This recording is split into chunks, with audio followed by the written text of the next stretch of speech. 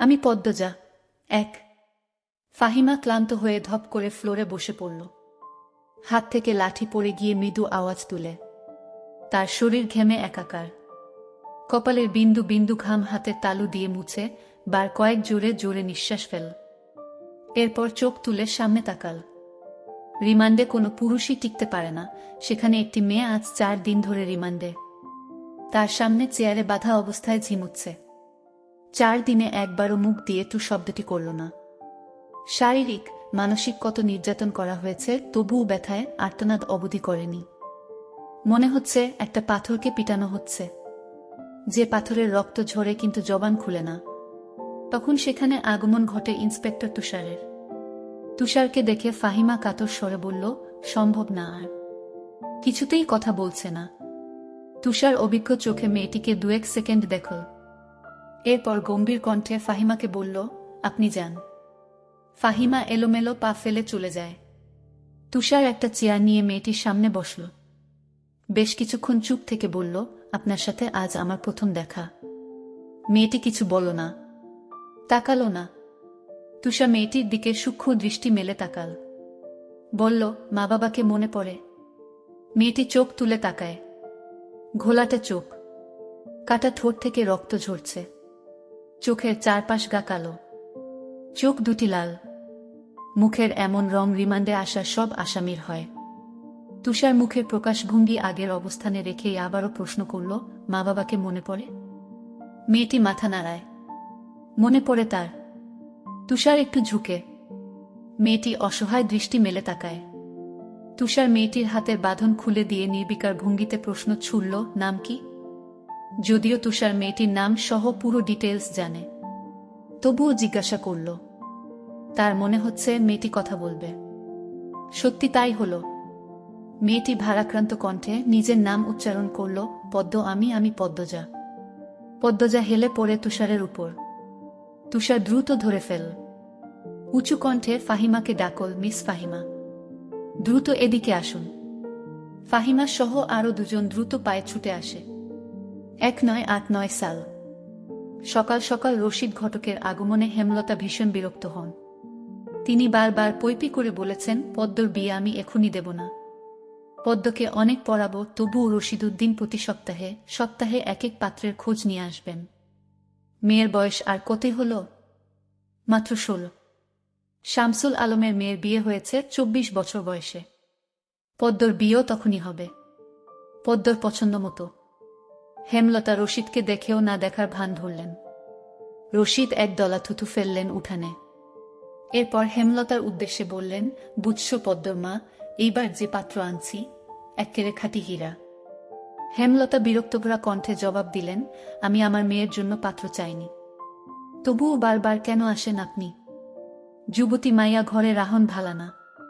মেয়েটা তো আমার। আমাকেই বুঝতে দেন না? হেমলতার কণ্ঠে বিরক্তি ঝরে পড়ছে।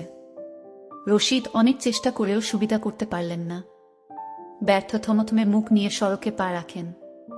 প্রতিদিনই কোনো না কোনো পাত্রপক্ষ এসে হাতে টাকা গুজে দিয়ে বলবে, মোর্শেদের বড় ছেড়িদারে চাই। রশিদ নিজে নিজে বিড়বিড় করে আওড়ান, গেরামে কি আর ছেড়ি নাই? একটা ছেড়ির এই ক্যান সবার চোখে পড়তে হইব? চাইলেই কি সব পাওন যায়? পূর্ণা স্কুল জামা পরে পদ্মজাকে ডাকল, আপা। এই আপা, স্কুলে যাবি না? আপারে। পদ্মজা পিটপিট করে চোখ খুলে কোনো মতে বলল, না। পরই চোখ বুজে ঘুমে তলিয়ে গেল। পূর্ণা নিরাশ হয়ে মায়ের রুমে আসে। আম্মা, আপা কি স্কুলে যাইব না? হেমলতা বিছানা ঝাড়া রেখে পূর্ণার দিকে কড়া চোখে তাকান। রাগী স্বরে বললেন, যাইব কি? যাবে বলবি। পূর্ণা মাথা নত করে ফেলল। হেমলতার করা আদেশ, মেয়েদের পড়াশোনা করাচ্ছি, অশুদ্ধ ভাষায় কথা বলার জন্য নয়, শুদ্ধ ভাষায় কথা বলতে হবে। পূর্ণাকে মাথা নত করতে দেখে হেমলতা তৃপ্তি পান। তার মেয়েগুলো মান্যতা চিনে খুবই অনুগত। তিনি বিছানা ঝাড়তে ঝাড়তে বললেন, পদ্মর শরীর ভালো না, সারা রাত পেটে ব্যথায় কাঁদছে, থাকুক, ঘুমাক। পূর্ণার কিশোরী মন বুঝে যায় পদ্মজা কিসের ব্যথায় কেঁদেছিল। সে রাতে নানাবাড়ি ছিল বলে জানত না। ভোরেই চলে এসেছে। নানাবাড়ি হেঁটে যেতে 5 মিনিট লাগে।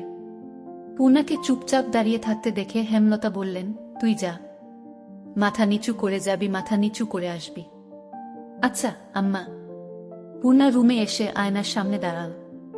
নিজেকে খুঁটিয়ে খুঁটিয়ে দেখল। এরপর গত মাসে মেলা থেকে আনা লাল লিপস্টিক গা করে ঠোঁটে মাখে। 14 বছরের পূর্ণার ইদানিং খুব সাজতে ইচ্ছে করে। হেমলতা সেজেগুজে স্কুলে যাওয়া পছন্দ করেন না বলে পূর্ণা আগে লিপস্টিক মাখেনি। 3 দেয়ালের কাঠের ঘড়ির কাঁটায় সকাল 10টা বাজল মাত্র। এখনো পদ্মজা উঠল না। হেমলতা মেয়েদের রুমে ঢুকেন। পদ্মজা দুহাত ভাঁজ করে ঘুমাচ্ছে। জানালার পর্দা ভেদ করে আসা আলতো পেলব রোদ্দুরের স্পর্শে পদ্মজার মসৃণ পাতলা ঠোঁট, ফর্সা ত্বক চিকচিক করছে। হেমলতা বিসমিল্লাহ বলে 3 বার ফু দেন মেয়ের শরীরে। গুরুজনরা বলেন মায়ের নজর লাগে বেশি, নজর কাটাতে বিসমিল্লাহ বলে ফু দিতে হয়। হেমলতার মায়া লাগছে পদ্মজার ঘুম ভাঙাতে। তবুও আদুরে গলায় ডাকলেন, পদ্ম, এই পদ্ম। পদ্মজা চোখ খুলে মাকে দেখে দ্রুত উঠে বসে। যেদিন ঘুম থেকে উঠতে দেরি হয় সেদিনই হেমলতা ডেকে তুলেন। পদ্মজা অপরাধী কণ্ঠে প্রশ্ন করল, বেশি দেরি হয়ে গেছে আম্মা? সমস্যা নেই, মুখ ধুয়ে খেতে আয়। পদ্মজা দ্রুত কলপারে গিয়ে ব্রাশ করে মুখ ধৌত করে। হেমলতা শিক্ষকের মেয়ে, তাই তার মধ্যে নিয়মনীতির প্রভাব বেশি। মেয়েদের শক্তপোক্ত নিয়মে রেখে বড় করছেন। পদ্মজা রান্নাঘরে ঢুকে দেখল প্লেটে খাবার সাজানো। সে মৃদু হেসে প্লেট নিয়ে টেবিলে গিয়ে বসল। তখন হেমলতা আসেন। পদ্ম দ্রুত ওড়না দিয়ে মাথা ঢাকে। হেমলতার দেয়া আরেকটা নিয়ম, খাওয়ার সময় মাথা ঢেকে খেতে হবে।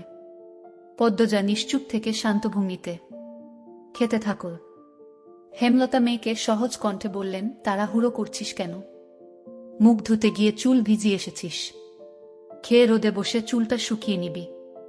আচ্ছা আম্মা। আম্মা, পূর্ণা, প্রেমা আসে নাই? পূর্ণা আসছে, স্কুলে গেছে।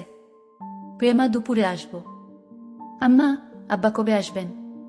পদ্মজার প্রশ্নে হেমলতা দাঁড়িয়ে পড়লেন। শুকনো গলায় জবাব দেন, জানি না, খাওয়ার সময় কথা বলতে নেই। হেমলতা চলে যেতেই পদ্মজার চোখ থেকে টুপ করে এক ফোঁটা জল পড়ে পাতে। পদ্মজা দ্রুত হাতের উল্টো পাশ দিয়ে চোখের জল মুছে। পদ্মজার জীবনে জন্মদাতা আছে ঠিকই, কিন্তু জন্মদাতার আদর নেই। সে জানে না তার দোষটা কি, কেন নিজের বাবা বাকি বোনদের আদর করলেও তাকে করে না। কথা অবধিও বলেন না। 2 বার মাকে জিজ্ঞাসা করেছে সে, আমি কি তোমাদের সত্যিকারের মেয়ে আম্মা? সন্তান হয় না বলে কি দত্তক এনেছিলে? আব্বা কেন আমাকে এত অবহেলা করেন? ও আম্মা বলো না। হেমলতা তখন নিশ্চুপ থাকেন। অনেকক্ষণ পর বলেন, তুই আমার গর্বের সন্তান, আর তোর বাবারই মেয়ে। এখন যা, পড়তে বস, অনেক পড়তে হবে তোর। ব্যাস এইটুকুই, এর বেশি কিছু বলেন না হেমলতা। পদ্মজার কেন জানি মনে হয় একদিন হেমলতা নিজ থেকে খুব গোপন কোনো কথা বলবেন, তবে সেটা যেন সহ্য করার মতো হয়। এই দোয়াই সারাক্ষণ করে সে। এত কি ভাবছিস, তাড়াতাড়ি খেয়ে উঠ। হেমলতার কথায় পদ্মজার ভাবনার সুতো ছিঁড়ল। দ্রুত খেয়ে উঠে।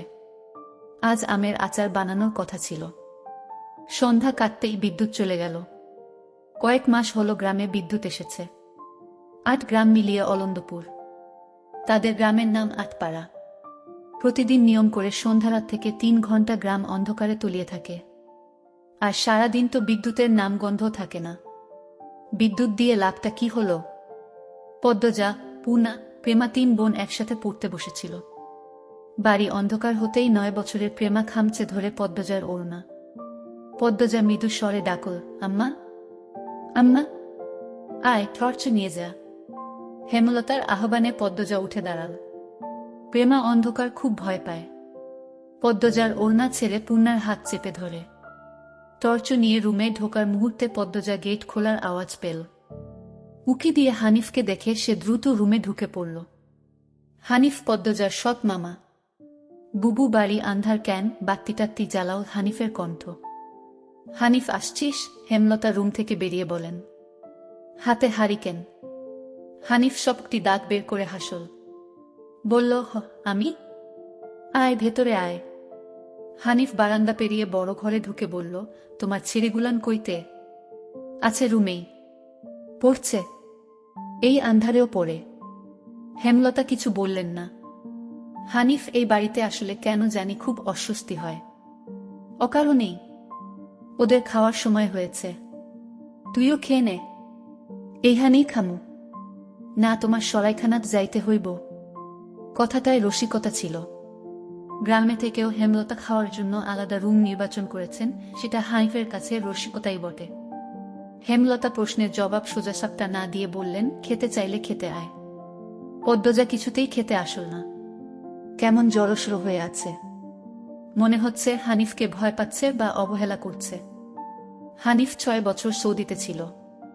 3 মাস হলো দেশে ফিরেছে। 3 মাসে যতবার হানিফ এই বাড়িতে পা রেখেছে ততবারই পদ্মজা অজুহাত দিয়ে দূরে দূরে থেকেছে। হেমলতার বিচক্ষণ মস্তিষ্ক মুহূর্তে ভেবে নিল অনেক কিছু। তাই জোর করলেন না। আজই এই লুকোচুরির ফয়সালা হবে। হানিফ পদ্মজাকে দেখার জন্য অনেক ছলচাতুরি করল, কিছুতেই সুযোগ পেল না। বিদ্যুৎ আসার ঘণ্টাখানিক পর হানিফ চলে যায়।